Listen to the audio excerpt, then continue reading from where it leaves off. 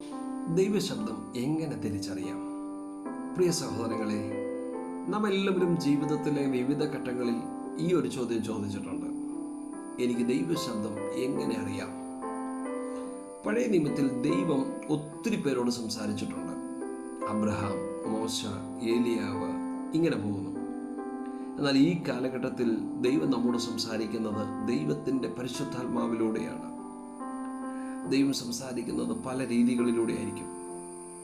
ചിലപ്പോൾ ബൈബിൾ വായിക്കുന്നതിലൂടെ ആകാം, പ്രാർത്ഥിക്കുന്ന സമയത്താകാം, സ്വപ്നത്തിലൂടെ ആകാം, ഒരുപക്ഷെ മറ്റുള്ളവരുടെ വാക്കുകളിലൂടെ ആകാം, പ്രസംഗങ്ങളിലൂടെ ആകാം. ഇവയെല്ലാം വഴി ദൈവത്തിന് നമ്മോട് സംസാരിക്കാം.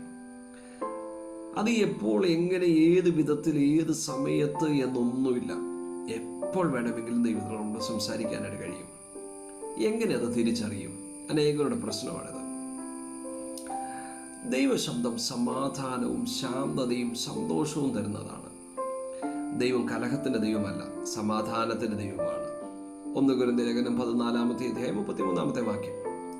ദൈവം സംസാരിക്കുമ്പോൾ അതിലൊരു ആന്തരിക സമാധാനവും ഉറച്ചതായ ശാന്തതയും ഉണ്ടാകും.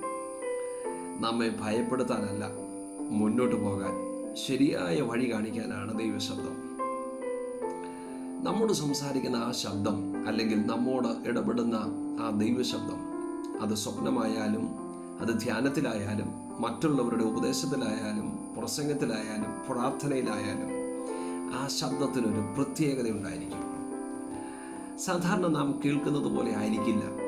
അതിൻ്റെ പിന്നിൽ എന്തോ ഒന്ന് എന്നെ സ്പാർക്ക് ചെയ്യുന്നത് പോലെയോ, എന്തോ ഒരു ഫീൽ ചെയ്യുന്നത് പോലെയോ, അല്ലെങ്കിൽ അത് വീണ്ടും വീണ്ടും നമ്മെ ഹൃദയത്തിൽ മുഴങ്ങി കേട്ടുകൊണ്ടേയിരിക്കും. ചില സ്വപ്നങ്ങൾ അത് സംതിങ് സ്പെഷ്യലായി തോന്നാറില്ലേ? അത് വീണ്ടും വീണ്ടും മനസ്സിൽ ഓടി വരികയും അതിനകത്ത് എന്തോ ഉണ്ട് എന്നൊരു തോന്നലുണ്ടാവുകയും ചെയ്യാറില്ലേ? അത് ദൈവശബ്ദമാണ്. എന്നാൽ ഇത് എങ്ങനെ കണക്ട് ചെയ്യാം? ഏതൊരു ദൈവശബ്ദവും ദൈവവചനവുമായി ബന്ധപ്പെട്ടാകണമെന്നുള്ളത് മുഖ്യ വിഷയമാണ്. ഇന്ന് ദൈവശബ്ദം കേട്ടാൽ ചിലപ്പോൾ കുറേ ദിവസത്തേക്ക് ദൈവശബ്ദം കേൾക്കണമെന്നില്ല. ഇനി ദൈവശബ്ദം എപ്പോഴും വചനത്തിൽ അടിയുറച്ചു നിൽക്കുന്നത്.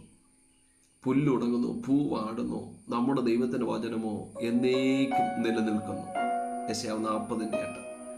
ദൈവം ഒരിക്കലും തൻ്റെ വചനത്തിന് വിരുദ്ധമായി സംസാരിക്കില്ല. പരിശുദ്ധാത്മാവിൻ്റെ ശബ്ദം ശാന്തവും ദൃഢവുമാണ്.